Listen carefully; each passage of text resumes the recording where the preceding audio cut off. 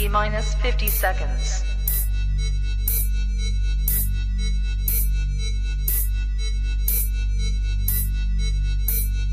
T-minus 40 seconds.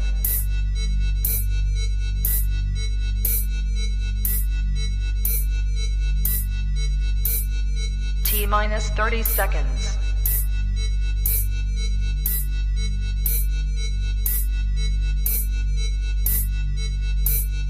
T-minus 20 seconds.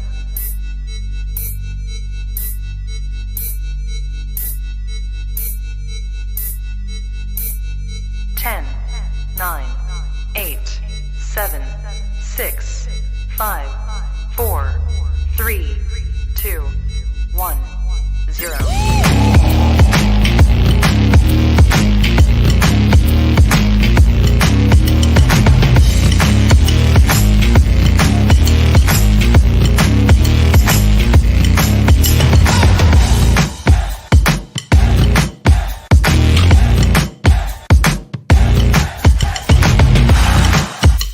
Women's Wrestling Talk, the #1 women's wrestling show on the planet.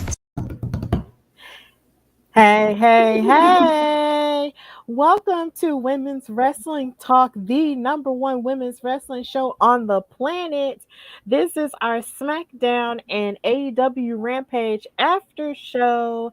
Thank you so much for joining us. I am Stephanie Hardy. I am the host and creator of the Hardy Wrestling Podcast and co-host of Women's Wrestling Talk and voice of the Belladonna division in Gadsden, Alabama. But I am not alone. I will be recapping these amazing wrestling shows with our editor-in-chief and fabulous, fearless leader, Driune Santana. How are you, girl? I'm great. I'm happy to be here. There's a lot that happened on SmackDown. Yes. There was a lot that transpired on Rampage. So Yes. I'm ready to dive in because we're coming off a Royal Rumble. There was a lot that transpired. Still some things left unsaid. And I hope you guys are ready for some Roman, tonight. Yes, there has been so much that has taken place in light of the Royal Rumble that happened this past Saturday. And of course, we had Raw and everything else afterward. But now we're on the SmackDown side of things. They announced basically a lot of, main things that happened involving Roman Reigns, the Universal Champion, still the Universal Champion. And then they announced that Ronda Rousey would be coming on SmackDown for the very first time ever to address the WWE Universe. And then Drew McIntyre will be making his return as well. So we're going to start by talking about the beginning of the show, which started with Roman Reigns and the Usos and Paul Heyman, the wise man, coming back to be by his side in light of everything that happened in the Royal Rumble. So if you may or may not have watched it, at the Royal Rumble, there were some shenanigans afoot. Roman Reigns basically beat up on Seth Rollins because Seth Rollins was being mad petty to him or whatever. And when Seth almost had him beat, Roman Reigns choked him out, and that was the end of that. But then in the match involving Bobby Lashley and Brock Lesnar, Roman Reigns came out and hit one of them with a Superman punch, and then Paul Heyman showed where his allegiance lied, and gave the title to Roman Reigns, and basically caused for Bobby Lashley to be able to cover Brock Lesnar for the championship, which set all this in motion. So they came out tonight, and Paul Heyman came out and cut one of his classic, promos that makes everybody look good while also low-key tearing them down a little bit or whatever. And just basically saying that he was protecting Brock Lesnar from Roman Reigns and talked about how he basically made a mistake when he decided to say it the other way around a few weeks ago, and how he got fired and how he deserved to get fired and Superman punched, but then he realized the error of his ways and now he's back with the bloodline. And yeah, they were all being happy or whatnot, celebrating that and all of that. And as they were celebrating, them being the ones as they always are, they got a little bit of a surprise. But before we get to that surprise, Santana, how did you feel about Paul Heyman's reasoning behind why he did what he did at the Royal Rumble? I feel like Paul Heyman might be trapped, or maybe he got like a bunch of death threats or something like that. Because, I mean, maybe this was what he considered to be, his plan all along. It was to get fired by Roman, get Superman punched by Roman. And after weeks of crying about how much he missed his tribal chief or whatever he's supposed to be, Right. he aligns himself back with Brock Lesnar. And I mean, it was a nice little moment that it was. And then for him to show his, I guess, want to say true colors by turning his back on Brock and aligning himself back with Roman. I mean, it's the same old, same old. Paul Heyman managed to say a lot of different things to, try to keep himself innocent when he's really not. Mm-hmm. And I mean, I guess helping Roman be another mouthpiece for Roman Reigns. I guess that's beneficial and whatnot. Other than that, I don't feel any excitement. Yeah. I feel like the only excitement I feel is just the fact that Brock Lesnar officially did announce that he wanted to face Roman Reigns at WrestleMania because he did go on to win the men's Royal Rumble match. So he chose Roman Reigns as his opponent. Now, the only thing that I wonder about Paul Heyman is if he's going to flip flop yet again when it seems like Brock is going to be like dominant, and might possibly win. Like it's really weird. Like it's something that almost gives me. It's like Paul Heyman, there's just he's just weird. It's really weird. But it's still interesting to me because I just want to know like if he's really going to stay with Roman or if he's just going to flip-flop, yet again. It's very strange. One thing But about Paul go Heyman, ahead. he always find himself back to Brock Lesnar. I don't care. I mean, this ain't the first time he sided with someone else. I mean, it kind of reminds me of the same thing with Brock Lesnar and like CM Punk or whatever. Um, he always find himself right back with Brock. It never fails. Yeah, that's ultimately I feel like Brock Lesnar is ultimately his soulmate. Like Mhm.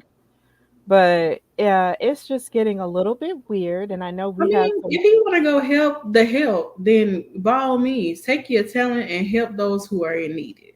Because Brock Lesnar definitely don't need it.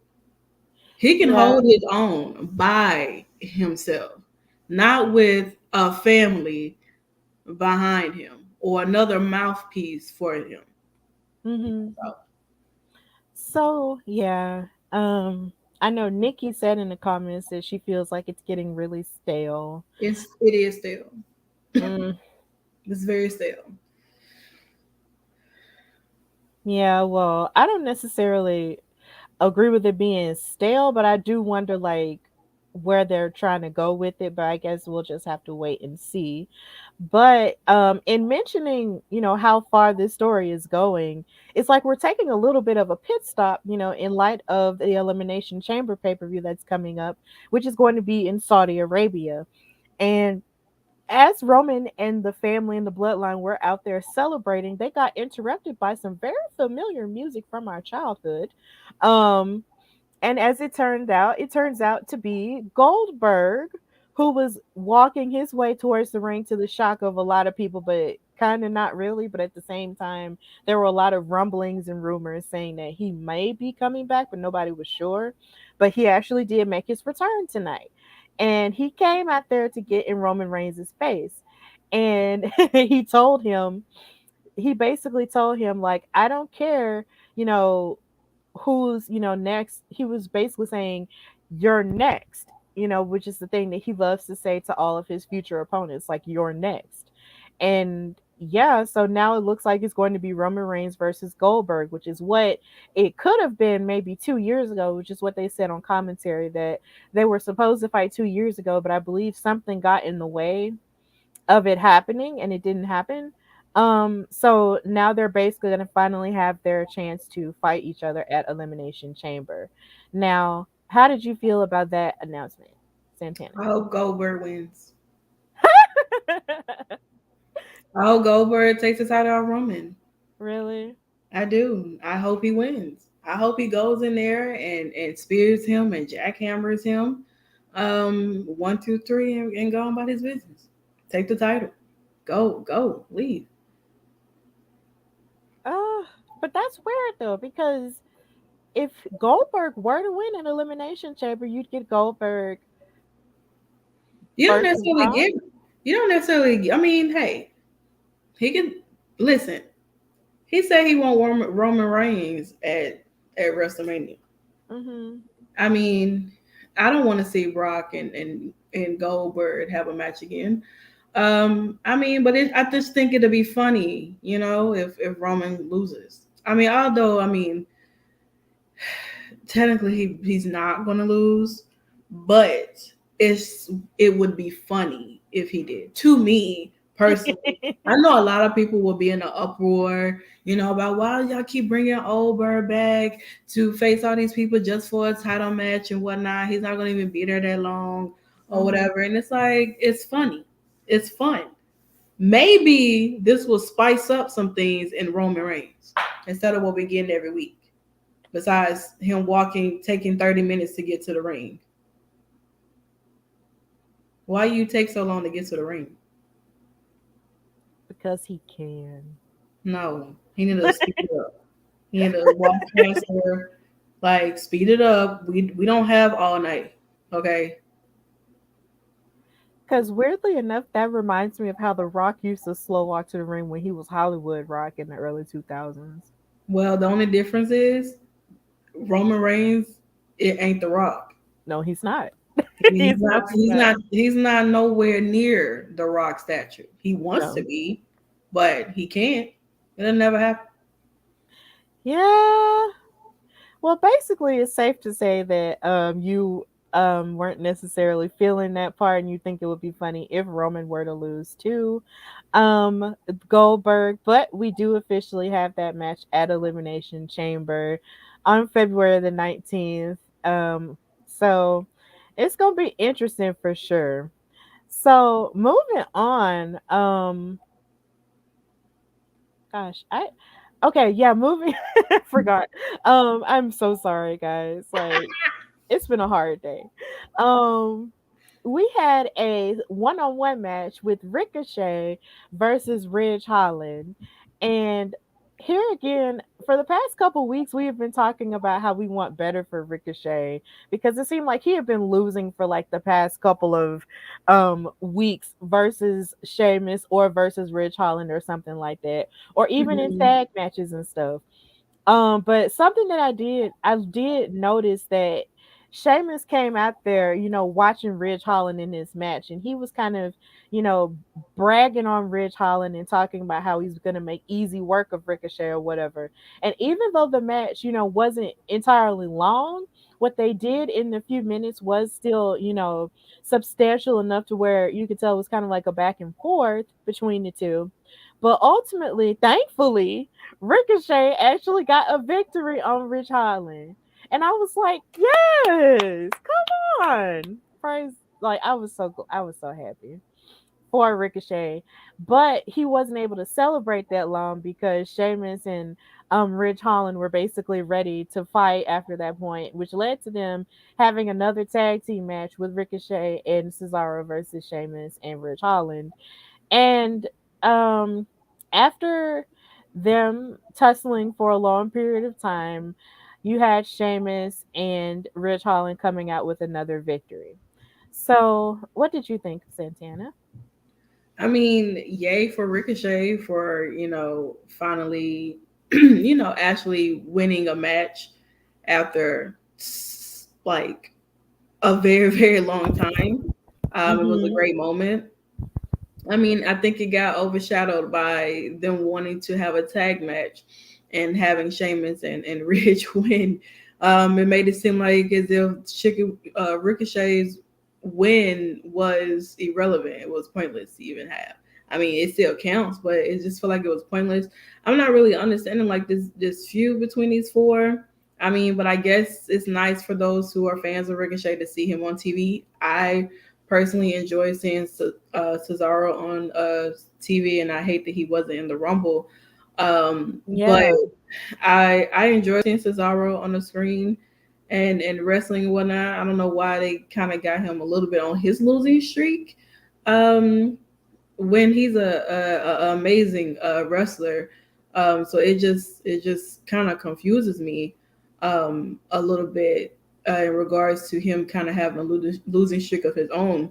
I'm ready for this feud to be over. Like it, I don't really care for this feud because it doesn't really do anything for me. It's just like, okay, I just look at it as like a filler match or something. And it sucks because everyone here, they're great wrestlers. But it just doesn't do anything for me. I kind of agree with you there because it's just like it's the same thing, it's almost like different versions. It's like different versions of the same matches that we've seen, and it's just kind of like why. Right. So I do agree with you with that because it's very repeated, action, and it's just the idea that Ricochet had this victory, but it was very short lived, and it's almost like they were saying it didn't matter. And yeah, in the record books, it still matters, but him having to fight right afterward, and then losing again, it was just kind of like Mhm. why that It's like that a was. slap in the face. Like it don't Yeah, matter. it was kind of Whatever. sad. I didn't necessarily like that ordering either. Nah. But it's like, Nah. well, all right. What you got for us next week? Yeah, that's kind of how I felt. Maybe next week they won't fight each other Yeah. anymore. Let's go with that. Yeah, We'll see you next I'm week. just trying to be hopeful. We'll see you next week. Yes, we just got to be hopeful for the things that we want. So after Nikki, sad, maybe hilarious, very. Oh my god. The shade in the comments, Lord. The I love shade. it. Wake it up. Okay. Talk Ah, about it. Lord have mercy. Oh, the comment section. Y'all are live. So, after that, we had some tag team, well, not really tag team action. You kind of had one-on-one action between Jimmy Uso and Eric from the Viking Raiders because of course they're sort of setting up and building up their match they're going to have at Elimination Chamber for the SmackDown tag team titles. So Jimmy Uso was out there fighting Eric, and something that I love about the Viking Raiders is that even it's like even though they're both incredibly, they're not like well, even though they're large, they're still very agile athletes, and I find myself pretty impressed by them the more I see them fight. And then and then you have someone like Jimmy Uso who's fighting to basically prove that he can still fight on his own outside of that. And they had a pretty good match, even though It this was one really was short. actually really short too. That was a very um good match. yeah, it was really short too, but Jimmy Uso actually wound up winning the match by hitting a frog splash on Eric and actually posing in the air as he did it and covered him for the win, and that was really it. And then they celebrated, as they walked back up the ramp or whatever, but it was really quick, so I was just trying to figure out what are they moving so fast for? But Jimmy Uso came out the victor, so that was pretty much it. I felt like this was like just a segment or something. The match is pretty cool, I guess. I mean, it was very short lived. Um, I like the Viking, Raiders and whatnot. I think they are a very athletic team. Hmm. Um, at one point they were released, right? And then they got, or they were taken off TV, or I'm not sure if they got released or what, No, they or didn't get something. released. Something had happened where they weren't on TV for a very, very, very, very, very long time. And then they got brought back. I could have sworn they got released and then they brought them back. I Uh-uh. don't know. I think it did happen, but I'm unsure. But I'm interested to see how this match between these four are gonna go at the Elimination Chamber. I know it'd be a great match. I don't think the Usos will be losing their titles there, but it'll be interesting if they did. It You know, would. I think it'll be. I mean, I think honestly, truly, I do like the Usos. I love them being champions and whatnot. But we're gonna spice up the tag team division. I mean, I guess they are spicing up since we been through so many New Day and Uso matches and feuds and whatnot. So I mean, to see them, go out, have their feud with the Usos, I'm cool with it. Yeah, I'm cool with it too. The Viking Raiders are they are very talented. Mhm. Nikki, she loves the Viking Raiders. So do I. I Yeah, love Sam them. is on the defense. They should stay at home. Sam, mind your No. business, okay? Leave the Viking Raiders alone. Cause guess who at home? Liv Morgan. So mind your business. Oh, I'm sorry. but yeah, it's just Leave like folks alone. I mean, because it's just like I really do like the Viking Raiders, and it is a different view for the Usos to have. So it's just I am interested in seeing those two fight because the Viking Raiders in NXT were really, really good. So, and then of course they have been. I do believe they were Raw Tag Team Champions at some point, weren't they? I believe so. Yeah, Yeah, I because they believe did so. Yeah. have a long going feud against the Street Profits at one point. Yeah. Yes, like they are really good. So I am interested in seeing them versus the Usos at the Elimination Chamber. And if the Usos did lose, it would be really hilarious because I mean they're supposed to be the big bad bloodline, and then they lose to the Mhm. Viking Raiders, and I'm pretty sure that would be horrific in the sense of Roman Reigns would probably rip them new ones, and it would be painful to watch. So, Maybe um, it'll be a sign that Roman lose his title at the Elimination Chamber if the Usos lose. mhm, definitely. So, yeah, they were cold in NXT. Yes, definitely. Mhm. They really Definitely. do. Shout out to Nikki with all of the great takes in the comments. Love her so much. Okay, so even so Wait till we close out the get to the end of SmackDown. It's gonna get real rowdy in the comments. oh Lord. No pun intended, but it's gonna get real interesting. Okay, I take your word for it. So after that, since that match went by really quickly, we had another rematch in the form of Natalia, the record holder for the Guinness Book of World Records, versus Aaliyah, again, and they showed the clips of Aaliyah, hitting her with that roll up, which led to her breaking that record of having won a match in 3.17 seconds, hence Aaliyah 317, which is a shirt. Um, and Natalia is really upset about it. Like she is really, really pressed. So she keeps asking her, for a rematch and all of the above or whatever. So this match happened, and even though I know, Santana, you did have your feelings about Aaliyah as a wrestler, which are valid. I felt like there was still it was like she had pretty good spots in certain places in this match. Mhm. Um and it was and even though there were a couple other moments where Natalia did have the upper hand against her or whatever, it was like Aaliyah really was, trying in a sense, to show that she does have, a sort of athletic prowess there. But she wound up winning the match by count out because she not. I was actually looking away at some point, but then I Mhm. looked back and then Natalia was outside of the ring, and Aaliyah made it back in the ring and Natalia didn't, and it was a count out. So Aaliyah wound up winning the match by hook or by crook, and this is her being excited about it, and this is Natty looking angry about it, really sad about it. Um, so this led to Natalia, storming backstage towards Adam Pearce and Sonya Deville asking for yet another rematch with Aaliyah, but this time challenging her to a dungeon style match. No like no countouts or no DQ, but it has to be either by pinfall or submission. And Mhm. they offered it to her. So this match is supposed to be taking place next week.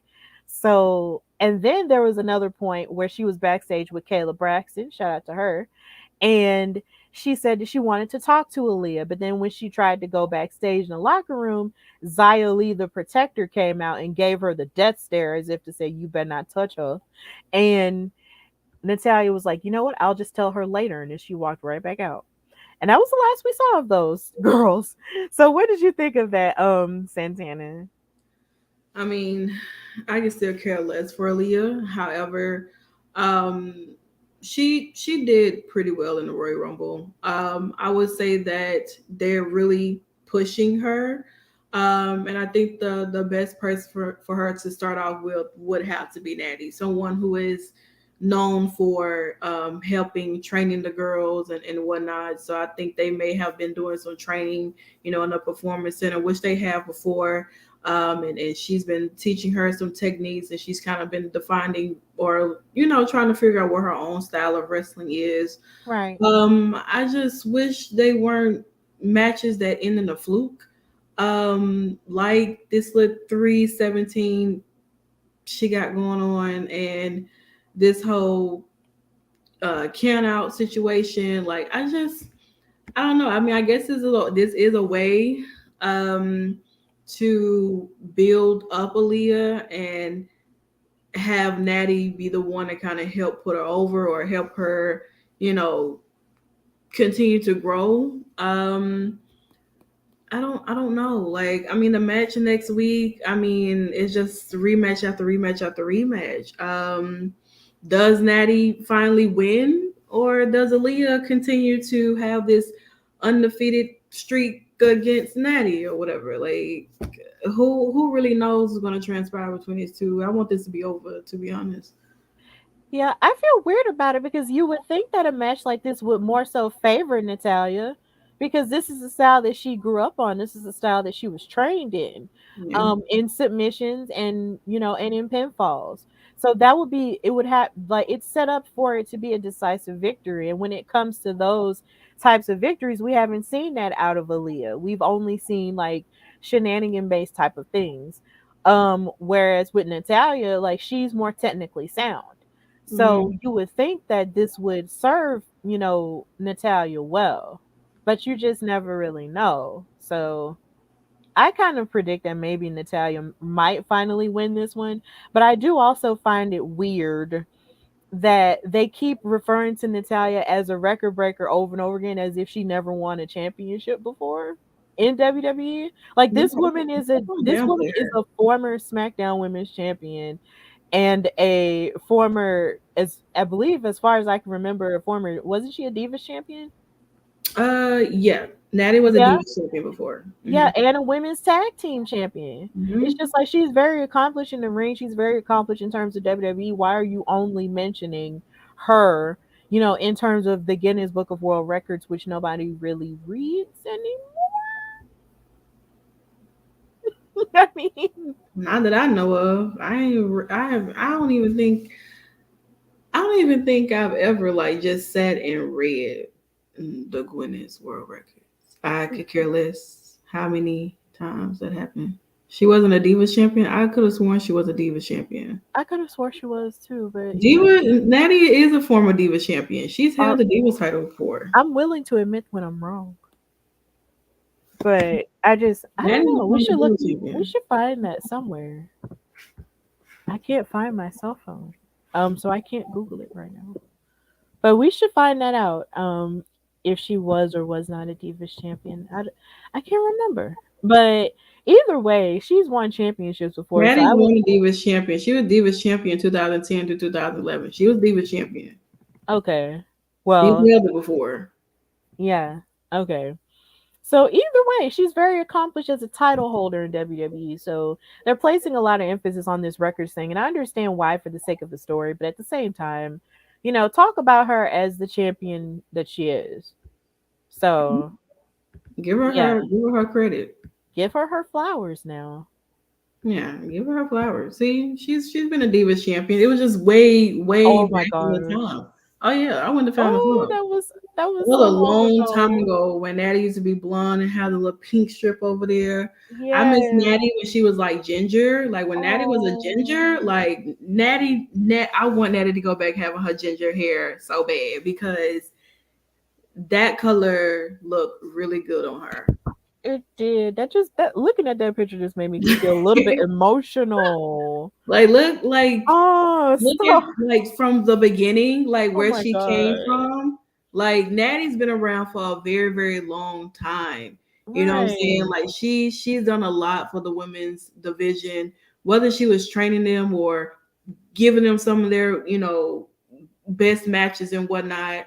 Natty is that girl, and she's still with this company for a very, very long time. She's been through so many different decades of the women's division.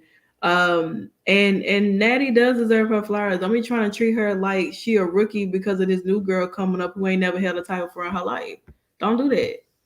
Don't try to take that away from her. You can't. Yeah. Don't You do that. can't. You You, can't. you can never. Natty will go in the Hall of Fame one day. Like she will. Like put some respect on that woman's name because nobody's doing it the way Natty has done it before. Like to be honest, like not at all. So those who feel and differ on Natty and not wanting to give her her flowers, you definitely got to give it to her. You have to. It's a must. Yes, you Thank you. do. She's just doing all this right now just to build up the next girl and give her her shot because Natty has done it all. She has. Yes, and also speaking of the girls, even after that, and she demanded that dungeon style match, you had Naomi coming backstage, ready Mm-hmm. to start some stuff with Sonya in light of everything that happened in the Royal Rumble with them two, because Sonya came out there, dressed as, the like the official in Mm-hmm. the Royal Rumble, but then she came out there and messed with Cameron, who made her return to WWE, which I was really happy to see because Funkadactyls for life, right? And then she messed with her and beat up on her. Naomi didn't like it. She eliminated Sonya, but then when Naomi was on the verge of getting eliminated and she landed on her hands, Sonya tripped her up and knocked her down, and she eliminated her, even though she had been out of the match for I don't know how long. And Naomi was pissed about it, and they got to fighting. So tonight, Naomi was ready to start some more stuff with her, but Sonya was so afraid of her that she actually said, "You know what? You already have a match next week, and it's not against me; it's against Charlotte for the SmackDown Women's Title." And then Adam Pearce still co-signed it or whatever, regardless. But yeah, Naomi is having to fight Charlotte for the SmackDown Women's Title next week in New Orleans. But I feel weird about this because I feel like it's yet another tactic to mess with her and for Sonya to just, undermine her fully. And this disappointed me because it's just like Naomi, she messed up an opportunity for you to main event at WrestleMania. And all you can do is just come back there and just not touch her just because of this coat thing. When later on in the show, somebody messed up Sonya with her coat on. But we'll mention that a little bit later. But still, it was just like, come on, girl, come on. But yeah, there was a lot of fun female action tonight on SmackDown. But what did you think about that segment, Driune? You know what I think, Stephanie. Yeah. I I want know this I to be know what you over. think, but I just have to ask you for the sake of being a host, You okay? know what I I'm think. doing my job. I'm sick and tired of like I don't know why they keep trying to carry this out. Like for what? There is no substance. Naomi already beat this woman. What more? What more else? What more can she do? Like, you're mad because you lost. Like, Right. it's not her fault. And then you get you attack Cameron, and then you get eliminated by Naomi, and then you ruin her chance to give us some amazing, way to figure out how she's gonna get back in the ring because you were still out there and whatnot. It just doesn't make any sense to me, and I'm tired of this feud. Like, it's boring. It's annoying. Not doing Black History Month. We're not doing that, Sonya. Okay, we're not doing that here. Leave. Like, stop. Let it go. Like, I mean, it's great, like, we're gonna see Naomi and Charlotte, have a match, hopefully have a match next week and it actually be a match. Do I think Naomi's gonna win? I would love that, but it's she's not gonna win that match. There's something that's gonna happen during that match. And I don't know if they're trying to drag this match out to go to WrestleMania or what, but I don't want to see Sonya and Naomi at WrestleMania. I don't. If it is, it needs to be some type of stipulation where if Naomi wins, Sonya is not in the authority role anymore. She needs to go back to being an active wrestler and finding somebody else to play with. Go down to NXT with your friend and join the Toxic Attraction people. Go down there, do something down there.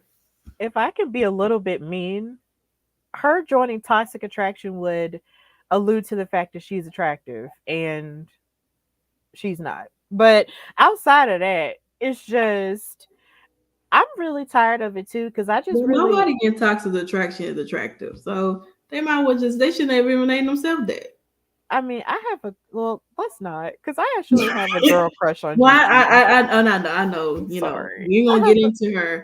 I know which one it is. We ain't gonna bring it up. However, comma. It was, But it's a lot, and we all want better for Naomi at this point, and I feel like. And yeah, you're right. Because even during Black History Month, which we are celebrating, it makes no sense for Naomi to still be running up behind this girl who still, who doesn't respect her and has yet to give a substantial reason as to why she keeps messing with her. And she beat her in a match. So how much further do you want this to go? I would feel better if they fought at Elimination Chamber. Like, if they're not going to give the girls an Elimination Chamber match like they are going to do the men, then just have Naomi and Sonya fight, because at least when they've gone overseas, Naomi actually had a moment over there where she fought Bayley, like, for the title. Even though she didn't win, she was still able to have that moment there. So I feel like it would be good if Naomi were to go over there to Saudi Arabia and challenge her at Elimination Chamber, and then they still wind up fighting, and then that'll be the end of it. But I do feel you, though. They are kind of stretching this a bit far, and it's February. They need to let it go. The only thing I'll say is the best thing about this thing is being able to see Naomi on TV and trying to figure out what is she going to wear this week, how is her hair going to look, how she's going to outdress herself that she did last week, because tonight she looked good. Like, she did. She looked really good tonight. Like, Naomi...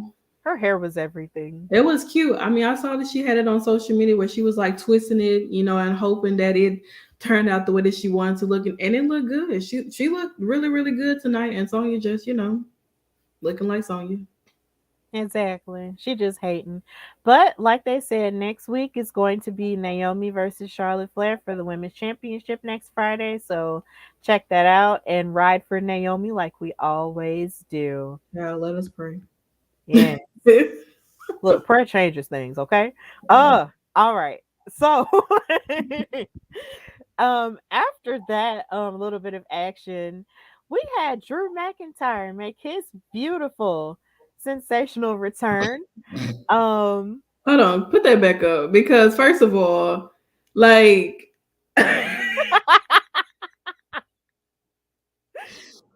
when I tell you this is a great shot, because it is.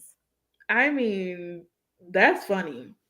I can't even, like, that is just a funny photo. Like, from these little itty bitty shorts he got on to these suspenders to him getting kicked in the face. I don't understand. Like, it's just it's hilarious. I just can't. Like, I don't understand this feud. Like, I don't know why it's, I guess because I mean Drew is back, and because he they beat him up, attacked them backstage or whatever. What was it? Day one and whatnot. And Yeah. so I'm just like, okay, I don't Yeah. I don't feel anything. I don't know if this is just a filler thing for Drew or whatever. But I mean, at least he's not in the title picture. You know what I'm saying? Like he's doing something. But with Madcap, I would have rather you fight Ricochet and Claymore him for the next few weeks. No offense to Ricochet, but Ricochet be selling that Claymore. I'm sorry. But here's the thing, Santana. Okay, it's like I was happy to see Drew McIntyre back with his sword, Angela. He didn't leave that sword at home. That's a weapon. No, I mean it is a weapon, but it's a weapon he knows how to use, so he's actually trained in that. So so it's not like he would really hurt anybody, with that sword. But I was actually happy to see him back because he was ready to, kick some ass like he said, and he was able to rehab himself, from that neck injury that he had, even though that rehab really was really fast, but hey, whatever. I Mhm. mean, you're an athlete, do that. And then he was interrupted by Happy Corbin, who was coming out there, and rubbing salt in the wound of him getting thrown over the top rope by Brock Lesnar, which for me was a little bit of long-term storytelling, in the sense that Drew and Ricochet both ironically were the ones who eliminated Brock Lesnar in the 2020 Royal Rumble. And Mhm. now you have this year, this past weekend, where Brock was eliminating Drew McIntyre in order for him to win the Royal Rumble.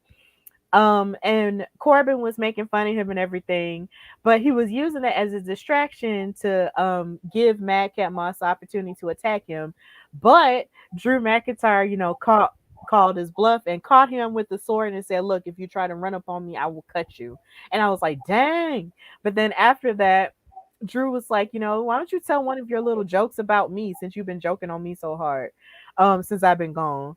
And then Madcap Moss gave this corny joke about, getting away scot free, because Drew McIntyre is Scottish, but and they were laughing really hard. But then again, when Madcap Moss was hunched over, he gave him the Claymore, and that resulted in this beautiful photo we have here.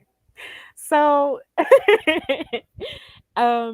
pretty much it. And of course they're going to be fighting each other at Elimination Chamber. So yeah, this match seems pretty kind of like a fun throwaway little match here. So yeah, that's not really like one with high stakes or anything, but hey, I it's don't whatever. feel anything about this whole feud. I don't feel nothing. Me neither. I can care less. Like, why are we getting this match again? Did we not just get this match at day one? Why are we running it back? We didn't. Who asked for this? Who requested this? Because like I'm not understanding. Who asked for this? I don't know. They need to figure out what they're gonna do, because I could care less about Madcap and Drew fighting at Elimination Chamber. What they gonna Well, be on a kickoff show? I mean, they haven't announced a kickoff show for this Well, put actually. them on the kickoff show. Well, I don't know. I also feel like a kickoff show really shouldn't be, viewed as something that's negative. So it might not necessarily, be that type of thing, but it seems like a match that's pretty inconsequential. But somebody's gonna enjoy it somewhere, and that's really all that matters. They're gonna enjoy it from the bathroom. That's what they're gonna enjoy it from, because that's a bathroom break. Go ahead and get your snacks. Re up on your drinks or whatever. Go run out into the mailbox if you need to check on the mail. Go mow the grass, something like that. Go jog. Go to the gym. You know. I know, Stephanie. I know. I'm just like don't got a Santana! lot need to do. Like, it's the bathroom break. I don't like calling matches bathroom breaks. I just don't. I just don't. Men's matches are bathroom breaks for me. I've been in the Um, bathroom a lot. I don't think any of the matches really could be bathroom breaks at that point. Because for me, I just like to wait till they go to commercial. That's just what I do. But Well, see, you can have that match there and a commercial. So that's like double the time that you can have to do whatever it is you need to do. You didn't need to go to Walmart and get some groceries. You can go through in this match.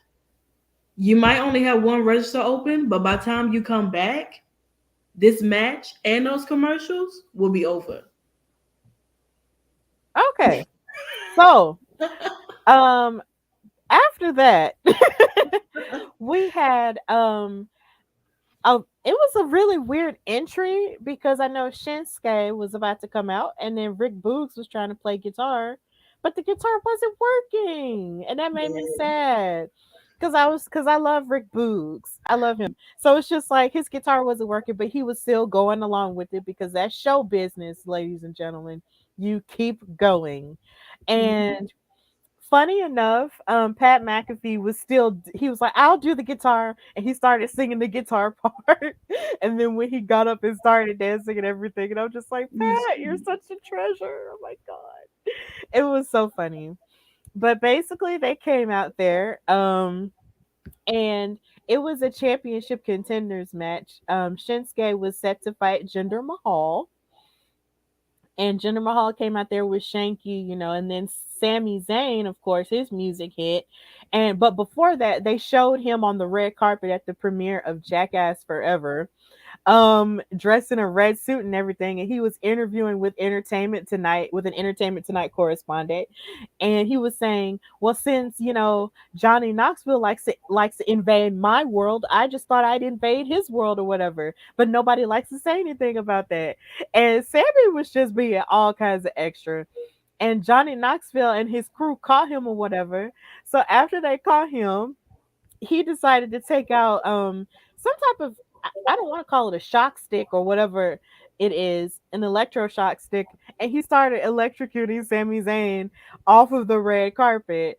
And Sammy was talking all kinds of crap about it, talking about how upset he was and everything. And so he was on commentary throughout the whole match. And um this match was kind of eh. I mean, I feel like the coolest part about this match was when Shinsuke actually hit the Kinshasa. But really outside of that, this match was just kind of, there.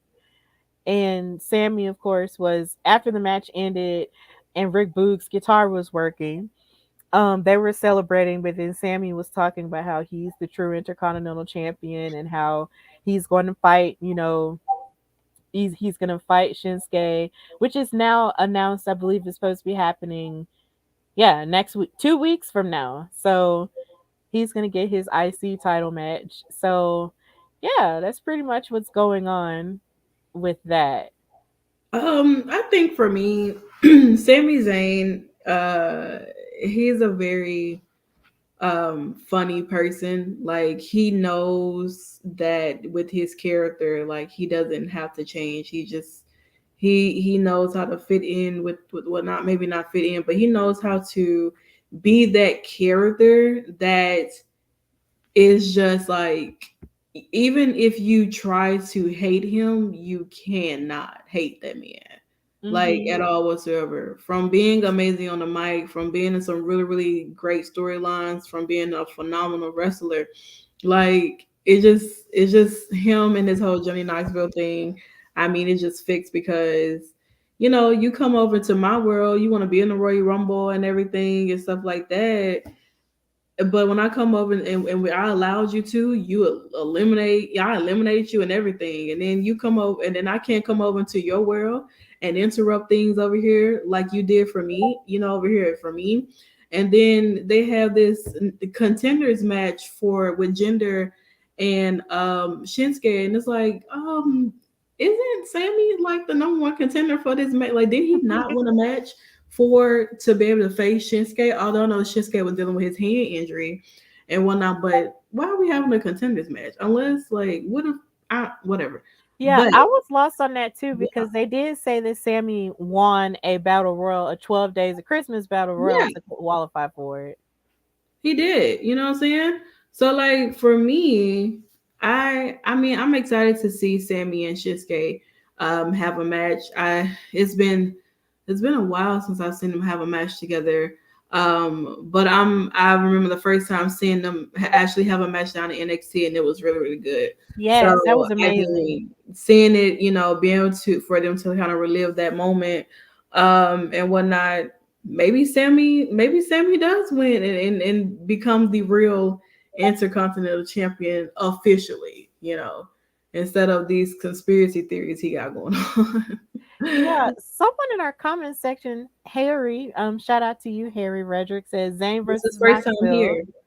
at WrestleMania 38 is gonna happen. I wouldn't put it past them to have that match happen at WrestleMania. I mean, they have to have something that's going to have some type of celebrity involved, unless they want to bring Bad Bunny back. I don't care. He's official part-time wrestler now. They did announce it, so I mean, yay. But I mean, Yes. I feel like with the whole Johnny Knoxville and Sami Zayn, I mean, if they wanted to do that, okay. You know what I'm saying? I don't know what of course they're gonna have it make it out for Sammy to lose if they're gonna have the whole Jackass crew out there doing something crazy, unless they have a type of match that's like Jackass influence or something like I don't know, but I guess I don't know. I don't think that'll be another bathroom break for me somehow. I don't think I'll be too interested in that. I don't know. Maybe just me. Oh, Santana. I feel like I would be interested in seeing that match, but I'd be more interested in seeing Bad Bunny in a match if they're gonna do a celebrity thing for WrestleMania. Cause that boy in the Royal Rumble, He showed that out. that was everything. You can tell This is a Bad Bunny stand account right here. This is me. yes. Stand Bad Bunny. Yes, he's living his best life and he is living his dreams. Okay. And I you love love that to for see him. it. Oh my God. It's so precious. It just makes me smile in my heart. I The love it. idea, the idea that you are an artist, a Grammy winning recording artist, and you are making time to wrestle. Like, oh And actually learn how my to yes. wrestle. That's the best part about it. Like he he's learning how to wrestle, and he does the moves like really, really good. He definitely took that F5 like a champ, I tell you that. Yeah, he did. And he did what a lot of people were what a lot of other rappers were just talking about doing. Mm-hmm.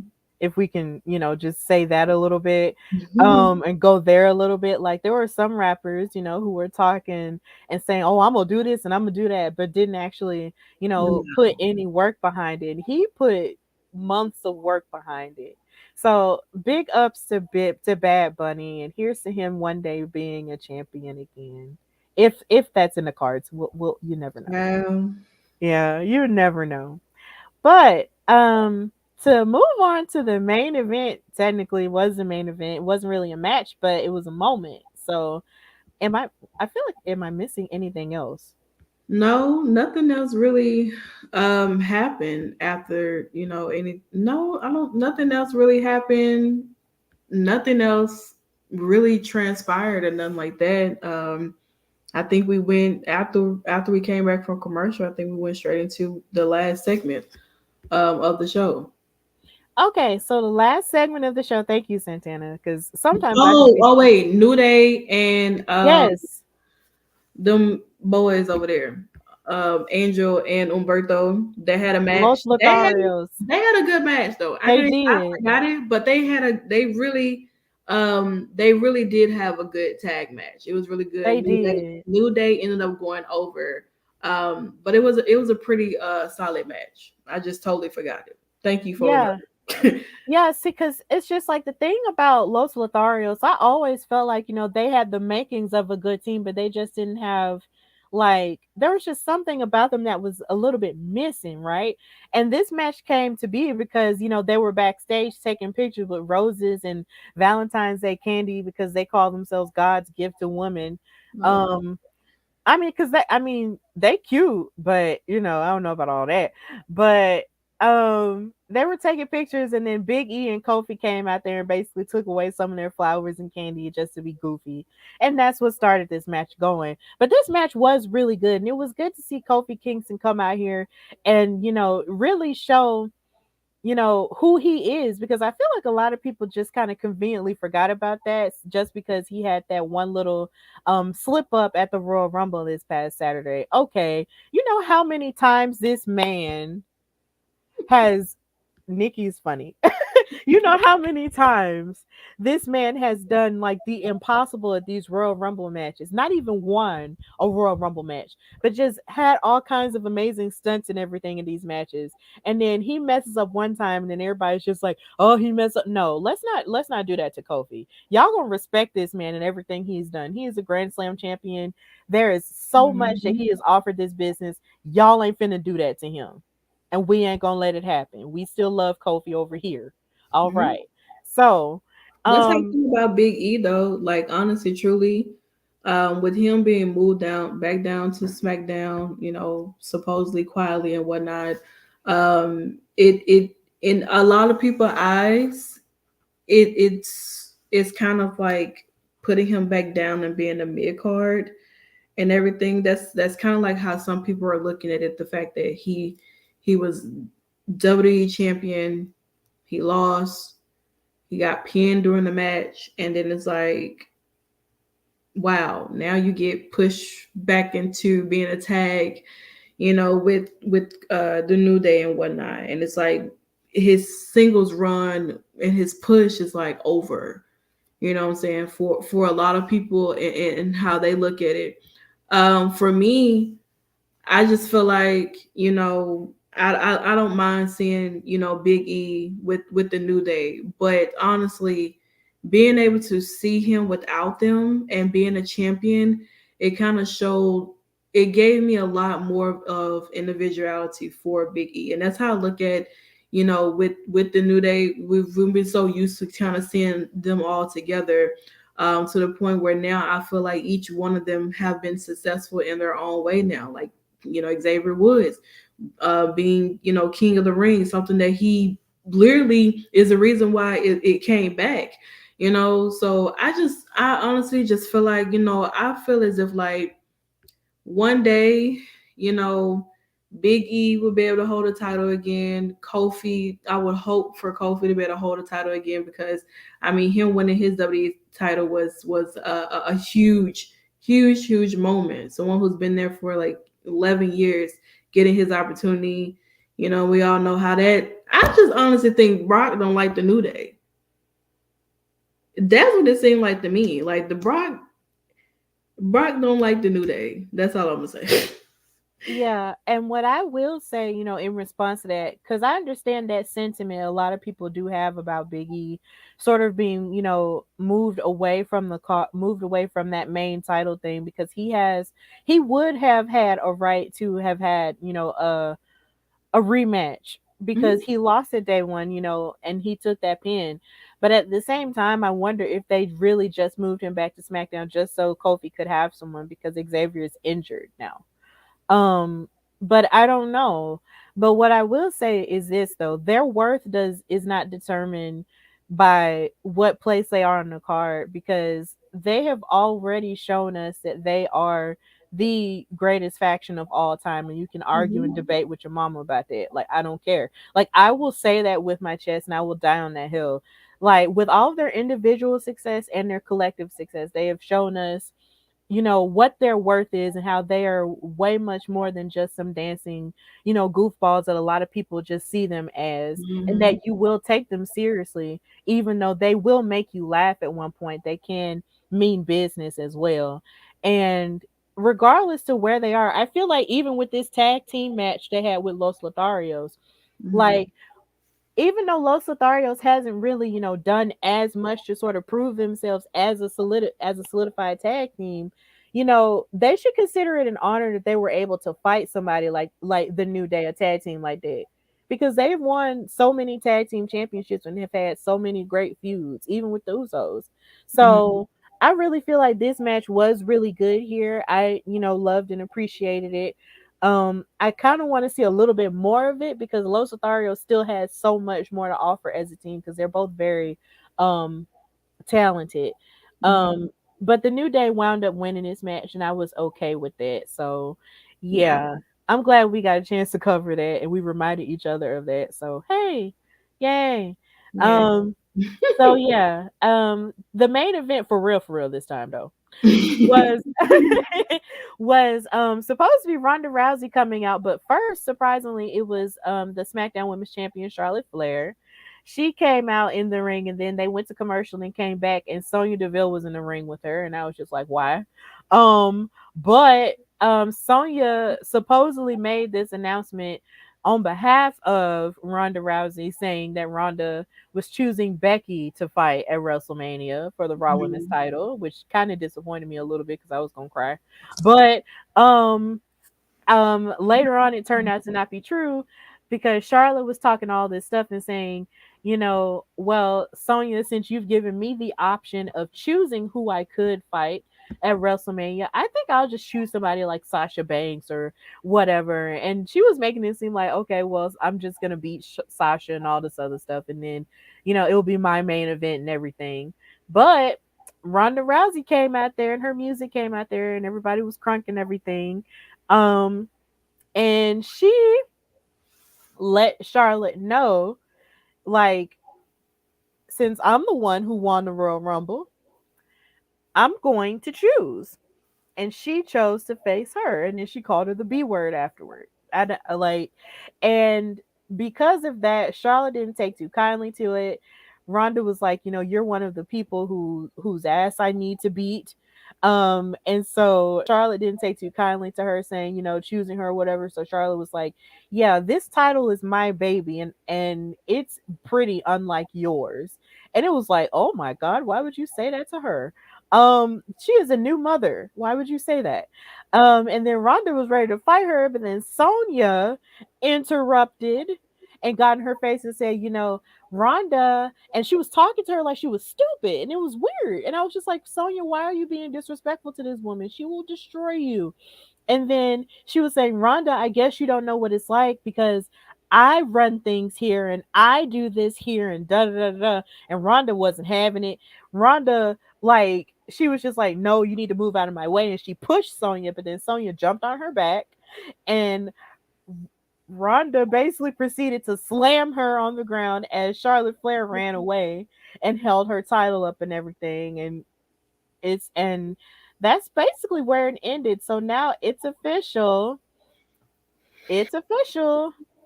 We have Ronda versus Charlotte for the SmackDown Women's title at WrestleMania. And that's where SmackDown ended. So what did you think about it, Santana? Um. And how do you feel about Ronda being back as a whole? Because, Oh. yeah. Okay. So, like I stated on the Royal Rumble post show that you guys can go back and watch if you want to hear more of my other thoughts. Personally, I could care less that Ronda Rousey is back. I feel like Ronda Rousey being back is only appealing to the men in the audience, not the women. I don't see women standing. I don't honestly, truly, when they pan the camera to the crowd, it's only men who are standing and cheering. It's not too many women that are standing up and cheering in excitement of Ronda being back, if we're being honest. And as for me, like I said, I can care less. She didn't do any, her time when she first came in 2018 had no significance, and her being back now has no significance. Um, she just don't do it for me. She's been gone for 2 years and she still can't cut a promo. She's been gone for 2 years and Ember Moon helped her train, but it looked like she was still wrestling the same that she came back. There's nothing different about Ronda that makes me feel as if like she's supposedly this baddest woman on the planet. It just doesn't do anything for me, and I can care less about her. In regards to her choosing Charlotte, I mean the rumors were there, the reports were there where they planning on doing with Ronda and Charlotte. I mean, you know, it you go down to where Charlotte is, and you say, hey, you the person who I want to face at WrestleMania. Okay, cool. I guess she wants Survivor Series all over again. I guess if that what she's looking for. Um and we see how that ended.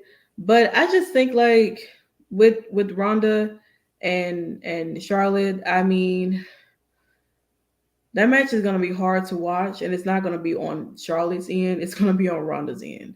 Because she and honestly truly,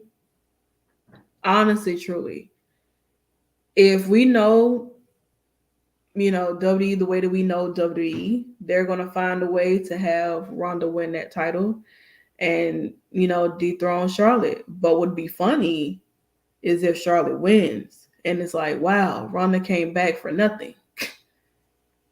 She's right back to square one, not having any significance. She's just there. It's just like blah, So I mean, I guess. I mean, I guess that's pretty much all I can give. Is just I guess. I don't know. It just doesn't make me feel excited. I don't feel anything. Well, I respect your opinion. But I do disagree with that because as a woman who was watching the UFC and the WWE during her time, during her dominant time, as the bantamweight champion in the UFC, I did enjoy her as a fighter, and I enjoyed the fact that she was very open about her love for WWE and how excited she would be if she did have a chance to come to WWE.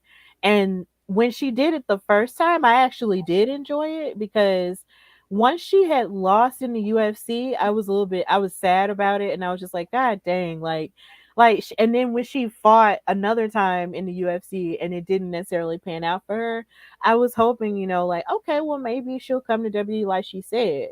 And a part of me was wondering like if it would actually happen. And once it did, I was actually really excited about it because like I said before with the whole Bad Bunny thing, I was watching her sort of live out another part of her dreams and stuff. And I thought that was cool.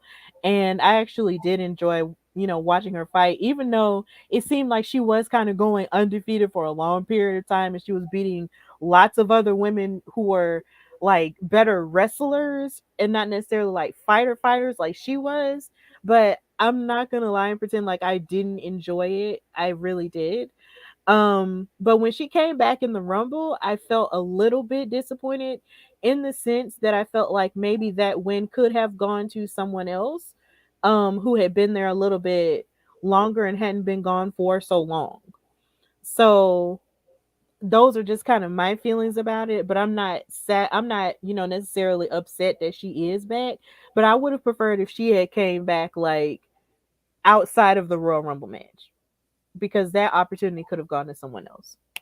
But I don't feel like she should have won. yeah, that's really how I feel about it too. Like she really should have like she shouldn't have won at all. Her, honestly, truly, knowing that she was seeing her come out for the Rumble, I knew that the women in that who were left in the ring, they didn't have no chance. You're not gonna bring her back. She's money to them. Supposedly, she's money to them. She's gonna be the one who's gonna supposedly get the casuals and the seats and whatever.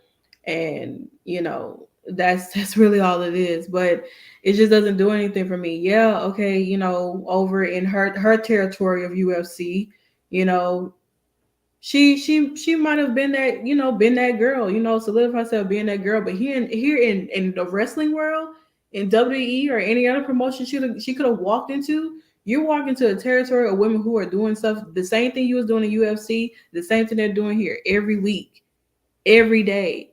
They live, breathe, and sleep this. They wake up every morning doing this for real. Not because you live in your dream, that's great. They're living their dream too, but they're here every day. and they put passion behind. They actually do the work.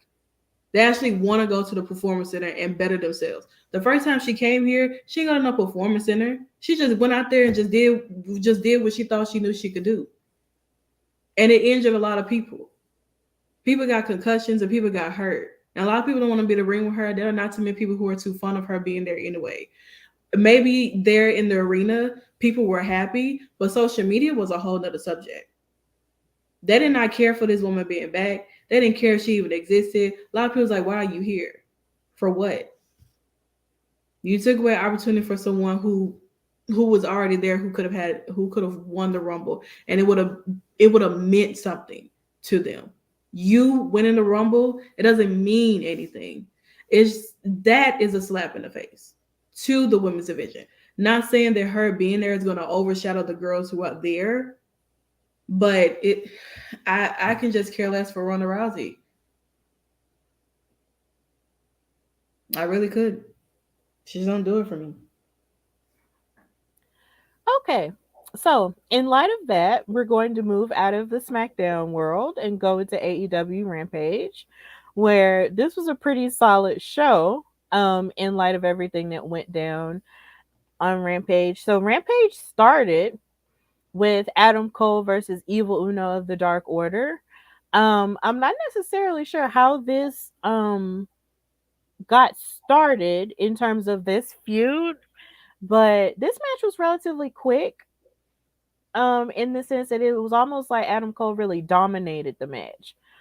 Like for a lot of it. Like he really dominated this match, and it was maybe like one time where Evil Uno got in like one move or something like that, but then even that didn't necessarily help, and Adam Cole wound up winning the match, full stop.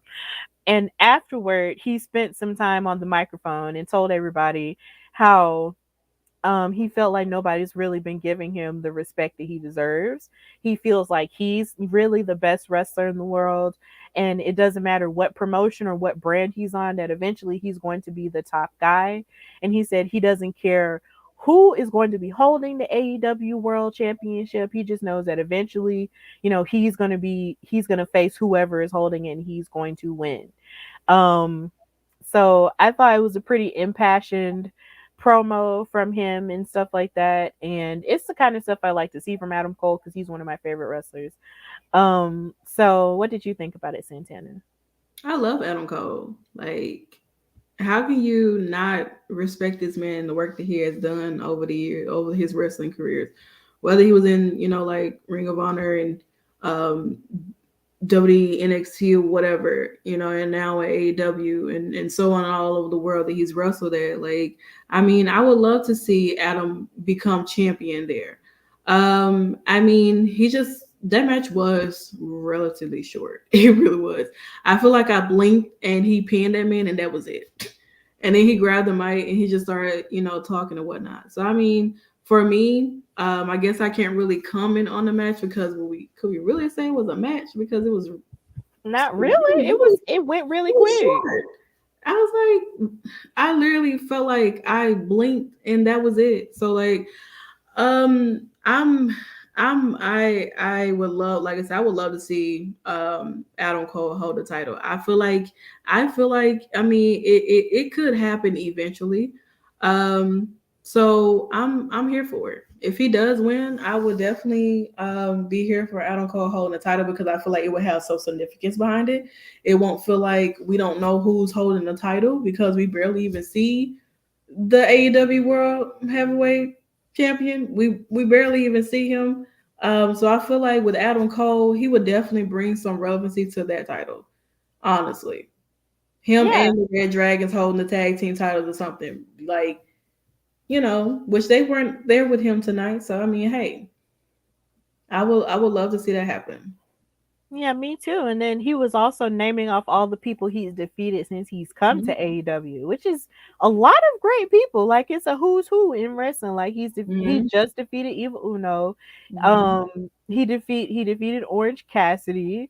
Like he's just defeated a lot of people since he's come up there. So he's really like he's kind of that guy right now. And it makes sense for him to feel that way about himself because if you're not doing it to strive for the title, then what exactly are you doing? Exactly. I know that's a pretty old school, way of thinking, but at the same time, it's valid. So Mhm.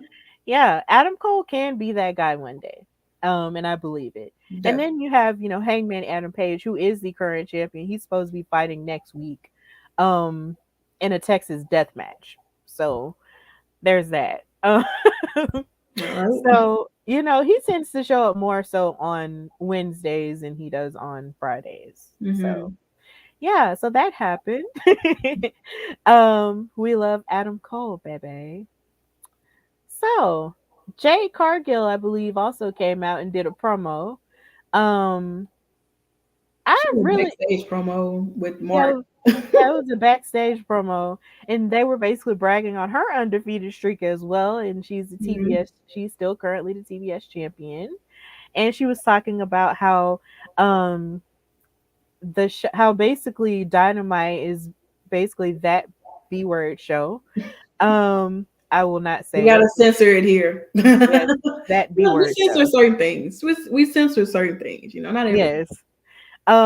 So really she has every right to brag as well, because she's defeated everyone, and she just feels like there's really no one, not really no one left to face her, but really like she's really been on a tear right now. She defeated Julia Hart, she defeated Anna Jay. She's just been kicking ass. So She needs some real competitors, because Anna Jay, Julia Hart with one eye, like, where are we getting it? Like, give her a Nyla Rose. Yes, Harry, give her a Nyla Rose. Like, I want that one on one with yes. Nyla Rose and Jade. However, does I don't, you know, Jade is very much like push to the top, you know, and although she is green as money, that still does not take the fact that she's still green, in the ring. So, like, I don't know. I do like Jade. I am a fan of hers. I follow this woman. I think that she's definitely great on the mic. She has a lot to work with getting into the ring, and I like how she did announce that she has been working with Brian Danielson, excuse me. Right. So hopefully he's teaching her some techniques, but because of her stature, like she's a tall girl, so like teaching her how to be able to maneuver her body in a way where it doesn't look like she's stiff, where it doesn't look like she's trying to be so careful not to, because she may think she may hurt someone who's a little bit smaller than her, and whatnot. But I'm a fan of Jade. I like her a lot. You know what I'm saying? There are a couple of people that she could have some matches with for her title. Like I said, like Harry said, a Nyla Rose. Like Chad said, a Sheeta. I Mhm. think Sheeta's not injured. I don't think. I think that's Riho that's injured. But Sheeta was in Japan not too long ago. Not that I remember. Um, Serena Deeb. I know that in a recent interview, Jade talked about how she wants to have a match with Serena Deeb. So that's something that really, really could happen in the near future. I just, if they're gonna treat this title like it's a title, then she's been defending her title more than Britt Baker, to be honest. Um, Mhm. but I guess it's just on a different standpoint and whatnot. Um, but we did see Britt tonight before we get to that. But I just feel like um Jade has some competitors that she can actually be in an actual match with, that would help her look good. I will say that. Yeah, definitely. The sky's the limit. The sky is the limit for Jade. Mm-hmm. So I'm excited to see what the future holds for her, and I'm just really happy that she is a champion at this point. So it's cool. So also in this show, you had Sammy Guevara, the undisputed TNT champion, versus Isaiah Cassidy of Private Party and the Andrade Hardy family office. Yay! Um You know, see, I keep trying to tell y'all, Stephanie hasn't, made her debut yet, but she's definitely gonna pop up in there real soon. I tell yes, you that. yes. But this match was pretty fantastic to me. I was impressed with the idea that Sammy was able to fight, with his, I guess, kind of like an injured ribs is what he had Mm-hmm. going on there. Yeah. Um, I was impressed by this match, and I got to see more of Isaiah, Cassidy, work on his own because I am a little bit familiar with his tag team work with Private Party, but Mm-hmm. this match was pretty good, even though there was some shenanigans from my brother Matt. Um, and stuff. But outside of that, it was still a pretty good match, and it was a championship match for the TNT title. And Sammy wound up coming out the victor, even though there was a couple of moments there where they were kicking out of everything that they were dishing out to each other. I was like, Mm-hmm. dang, is this really gonna end? Like, is Sammy gonna keep his title? Is Isaiah gonna win? Like, come on. Like, it was just back and forth a whole lot. But finally, Sammy was able to win the match. But then he was barely able to celebrate it because he was almost about to get jumped by Andrade, who came out there to watch the match, who was Mm-hmm. checking on his acquisition because, of course, he has some vested money interests. Don't ask me to explain it because I'm not good at business. Money interest in the Hardy family office.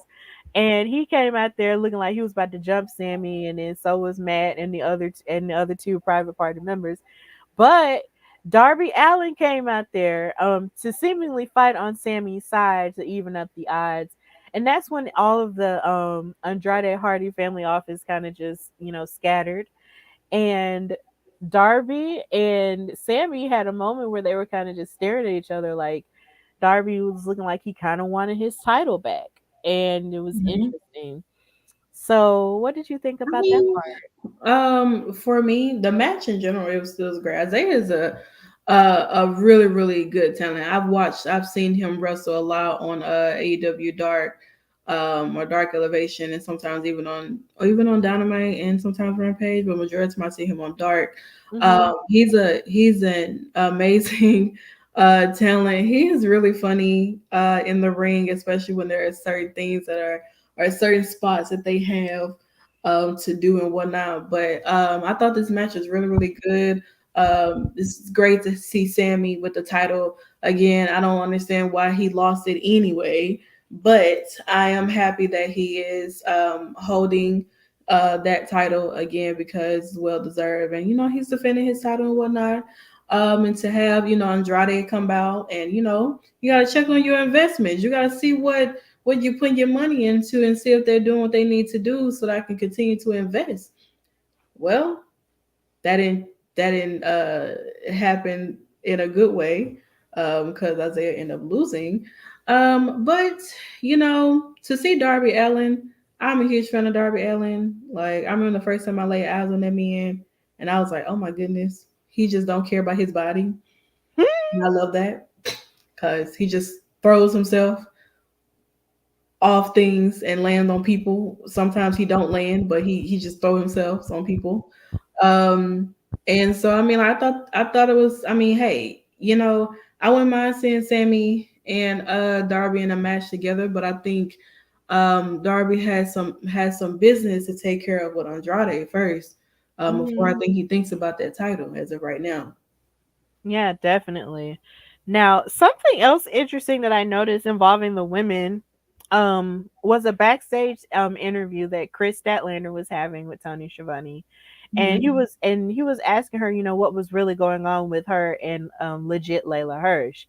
And as she was getting ready to talk about, how Layla was, an experienced fighter elsewhere, that she needs to learn how to be professional because it's professional wrestling, right? But as she was saying this, Layla Hirsch attacked her with a steel chair and then kicked her in the head with the steel chair as well. And that left Chris stunned, and legit Layla Hirsch was staring in the camera at us, and then she walked off. And then Red Mhm. Velvet was trying to check on Chris and everything. And that was really interesting because I was like, God dang, like it was just really rough. Like she literally just hit her in the back, like, bah! And I was like, Jesus. Um, it was rough. But it was, this actually did interest me a little bit. So I was like, okay, okay, we'll see. You Um, mean to tell me that Chris Statlander is gonna let that little 4'11" girl kick her in the head like that? I If you guess don't feature so. her, up under the arm and tell her go find her a seat, Or boop her. whatever. I don't know, but I just feel like boop her in the nose. You know what I'm saying? Like, girl, sit down. But I mean, I don't really know. I mean, I don't really. I could care less about Layla Hirsch. She don't do it for me either. It's no shade. I don't have nothing against those like UFC MMA fighters. I don't, because I like Shayna Baszler.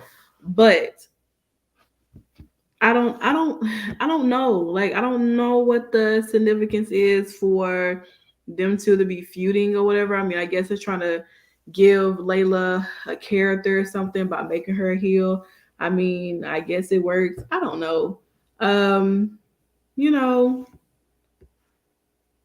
I can care less if she ranked number one in the women's division. She is I don't care where she at. She can be up under my foot. Okay. I can care less. But I mean, I'm just saying, Oh, like, Driune versus legit Layla Hirsch. Book let it. me tell you, she won't be legit no more. She gonna go back to where she started at. Lord have mercy. We're So gonna don't have come, a don't women's come over wrestling here. talk is gonna have a pay-per-view. We're gonna have a wrestling event. Don't come over here. We're gonna have a wrestling event. TK, if you're listening, let's branch off into booking our first ever show. Don't know where it's gonna be, but the first match is gonna be Driune versus legit Layla Hirsch. I will flick her ear or something. Like, thump her forehead. Say, sit down, child. Oh my Before I get god. my belt. Not oh Lord. That just went to a place where I wasn't expecting it. Oh Jesus. Oh okay. So in staying in the realm of women's action here. That's right. Um Team Santana. You already know. uh, I'll just commentate. I'm not gonna fight. I'm not gonna fight nobody, okay? I'll just watch it I want to and fight with a talk lot of about people. it. Line Huh? them up. After I get done with Layla, bring me Roman Reigns. Oh Lord. After I get done with him, bring me Ronda Rousey. After I get done with him, I'm on Sonya Deville to be last, cause I'm gonna need like a 30-minute Iron Woman match with her. Oh God. Okay. Well, moving on. We have we finally have a match between Mercedes Martinez, the OG badass, Let's go, Mercedes.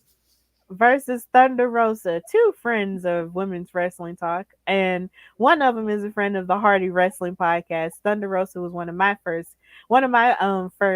high profile verified guests. I was so happy to have her. Jesus, I was so happy. I almost cried. But either way, it was still good. This match was pretty good because Thunder Rosa came in hot. Like, as Mercedes Martinez was walking up to her and everything, Thunder Rosa like hit her with a drop kick, like bah, like immediately. And I was like, God dang. And she was just on Mercedes for like the first 10 minutes of the match. And I was like, girl, attack us, attack her. Okay. It was so good. And of course, they went into picture in picture break, which irritates me. They be But getting on my nerves, that picture in picture, because if it's gonna be picture in picture, it should look like this. Not yes, one screen bigger than the other one. I gotta squinch my eyes just to figure out what's going on over here. You trying to show me a Domino's commercial? right. It's a good thing I had on my glasses because Lord have mercy, it'd be so hard. But even as they came back for commercial, there was a point where I believe Thunder Rosa even threw her from the top rope and everything.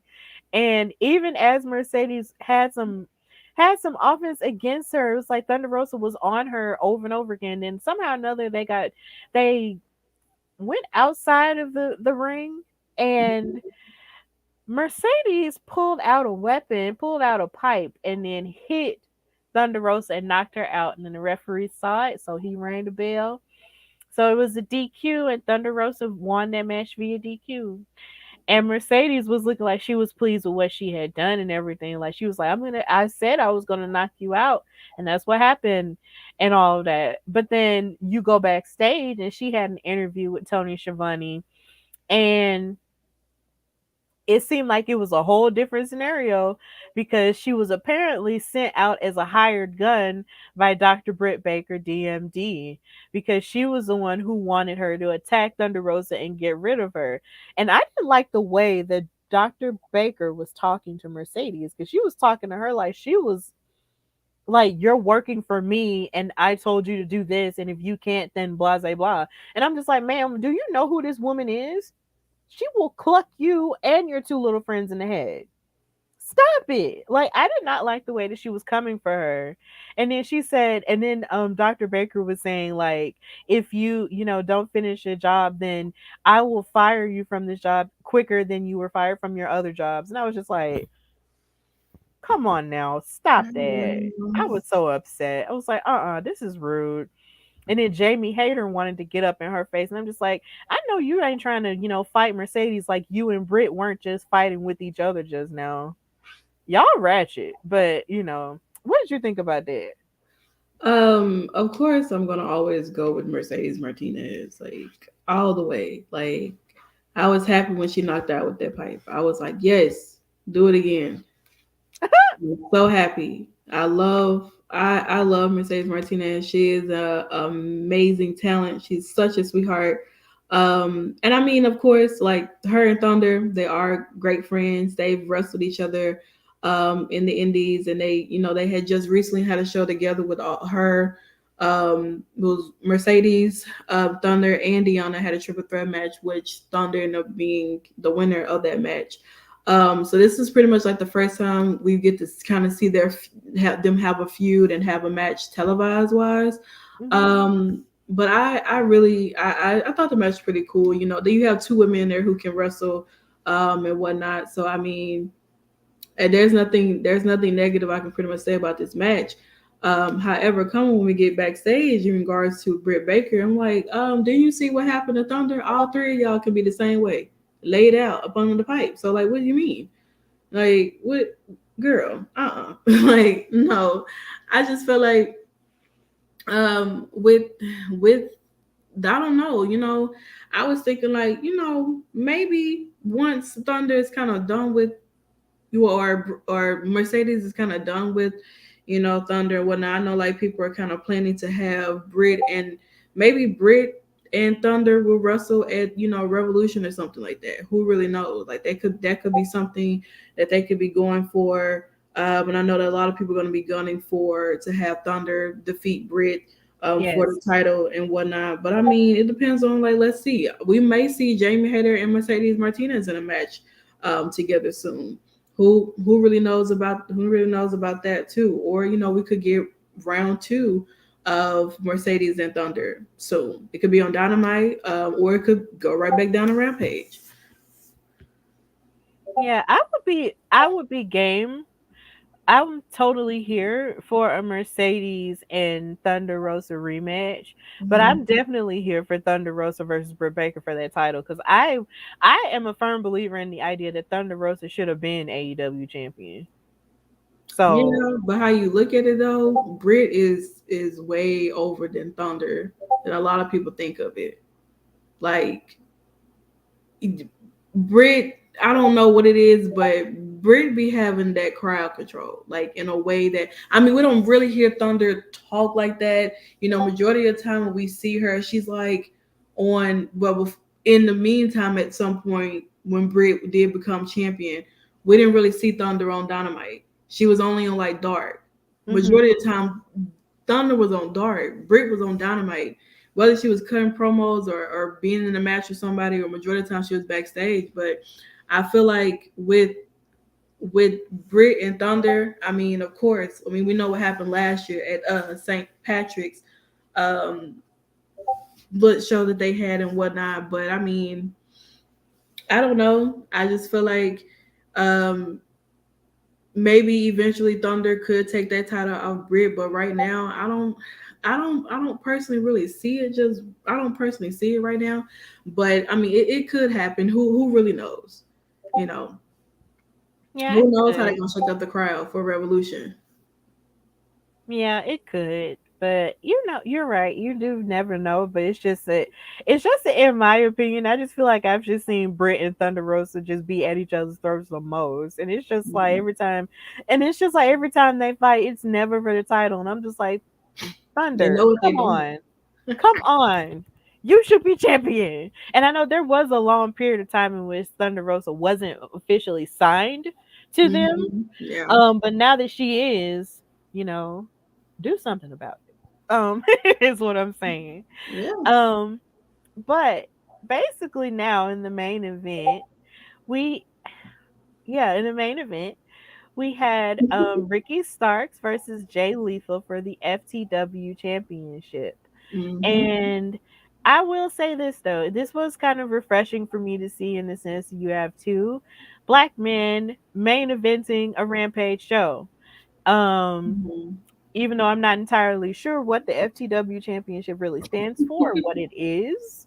I know it's relatively old in the lore of Taz, but I'm still not exactly sure what it means. But they fought for it and it was cool.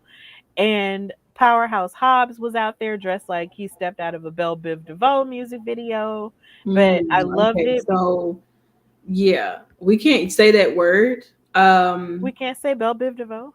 No, I'm talking no, I'm talking about with the FTW title. We can't Oh, okay. we can't use that terminology. However, um, it's F the world champion. Okay, I thought so. All right. So Well, you know, yes. Okay. So yeah, they fought for that title, and then Powerhouse Hobbs came out there, and he was out there to assist Ricky Starks because they're both on Team Taz. And this match was really good. Like, it was only a few. I really hadn't really seen Jay Lethal wrestle, all of that much. But the few times, like, actually this time seeing him wrestle, I was really impressed with this match. Like, it was like I thought for sure, like maybe Jay Lethal would have won, if it weren't for like maybe the distractions from Powerhouse Hobbs or whatever. But even with that, like he was hitting him for move, but then Ricky Starks was hitting the move for move too, and I was very impressed with him. So I actually really enjoyed this match. Like, I enjoyed it. And then there was the point where Dante Martin just kind of jumped up out of nowhere, like whoosh, and I was just like, whoa, like who? Okay. And then he jumped on Powerhouse Hobbs, and he was trying to, will Jay Lethal on, to, possibly win this thing. But in a moment like where Jay Lethal was trying to hit like a backflip, spring into the ropes, Ricky Starks caught him with some type of slam. I don't know what it's called, but it was the coolest thing I'd ever seen. I was so happy they showed like 3 replays of it. I was like, yes, this is amazing. And Ricky actually wound up retaining the FTW championship.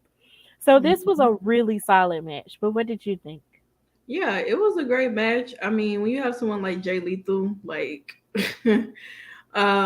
he's a phenomenal wrestler. Like and Ricky Starks, he's a good wrestler too. Like I mean, although he don't wrestle that much, but I've seen his matches before. And I mean, these two coming together in a match together. I mean, I don't know what the significance is of it. I never really know because like I said, AEW it's just a wrestling show that just put random people together and say, here, you're gonna have a match tonight, and just go out there and put on a great show. That's really all it is. But I mean, personally, I think the belt is a very interesting belt. I mean, it's been around for a very, very, very, very, very, very long time. Yeah. And I mean, I just think like with this match here, I just thought it was really good. I don't have really anything negative to say besides the shenanigans that took place with Powerhouse Hobbs. I mean, coming out to be a distraction, but having some little old Dante Martin jump on that man back, like just I mean, who knows? Next week probably gonna get Powerhouse Hobbs and Dante Martin in the match, and let us pray for that guy. I mean, but Dante Martin, he's a great wrestler too. He's a high flyer. He does some amazing things in the ring as well. But with Ricky Starks and Jay Lethal, I thought it was a pretty good match. What a way to close out the show of Rampage, and basically ready to see. I think they did announce the match card, but I missed it. But yeah, I mean, ready to see what next week will hold for Rampage. On what TBS. I be forgetting what channel they be on because they Rampage is too on many. TNT and Dynamite is on Oh, PBS. see, like I said, they got it's a lot of T's up in there, and I can't keep up because I watch mine on the stream, so I don't necessarily watch them out on TV. Yeah. But yeah, TNT on Friday. Yeah, Sometimes definitely. Like, TBS on Wednesdays. yeah, this was a really solid episode, and they did announce that Tony Khan is going to be making some type of announcement next Wednesday. Like I said Mhm. earlier, Hangman Adam Page is going to be in a Texas death match, and I believe there's supposed to be some other type of tag team championship match with Jungle Boy and Luchasaurus versus the Gun Brothers, maybe. Yeah, Um, it happened. But yeah. yeah, I was supposed to have on Rampage instead of Oh, this okay. Thank you, Harry.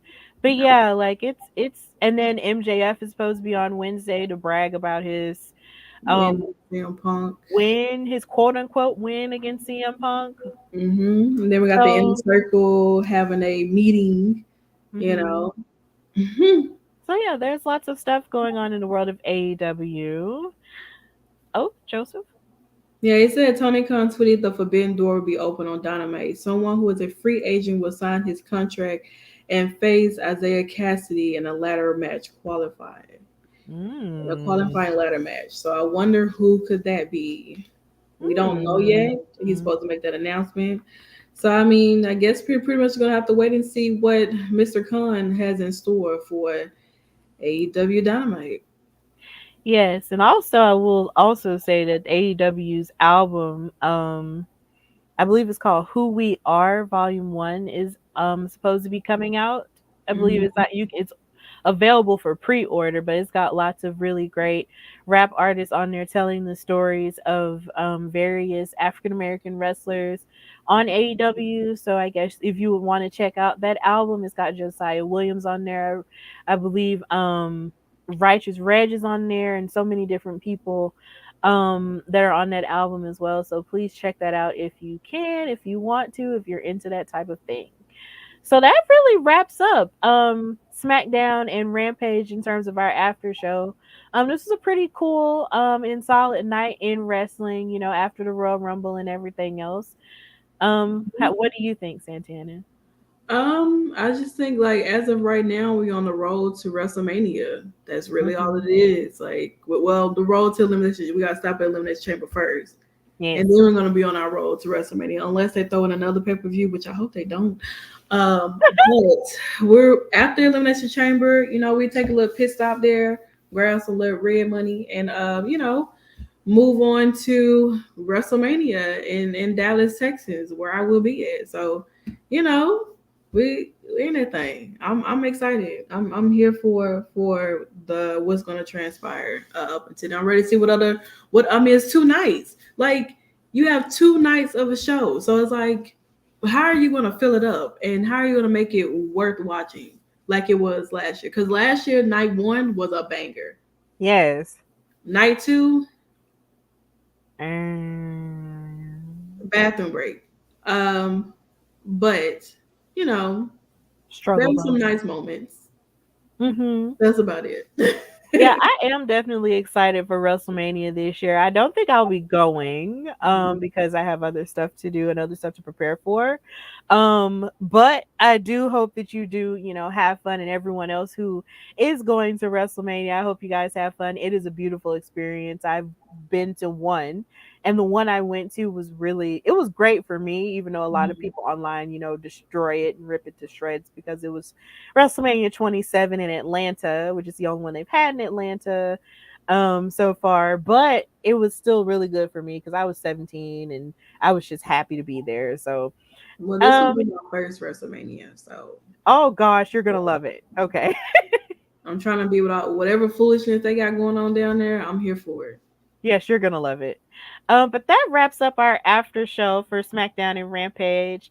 Thank you so much, Editor in Chief Driune Santana, for joining me as usual.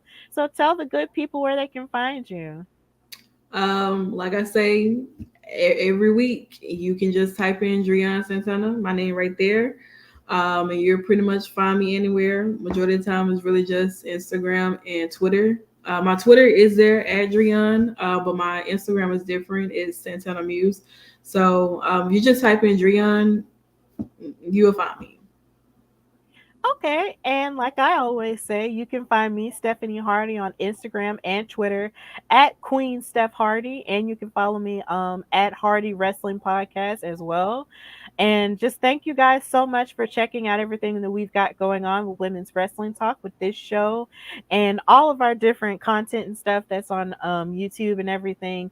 Please check out our website at www.talkpod.com, where there are many and upcoming articles about Black History Month coming out, and they've been really amazing so far. So please be on the lookout for that as we celebrate the contributions of various African and African American female wrestlers of the past and the present, and of course celebrating the future as well.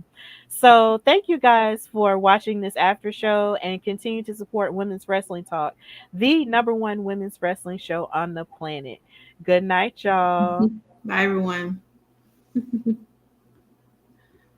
Women's Wrestling Talk, the #1 women's wrestling show on the planet.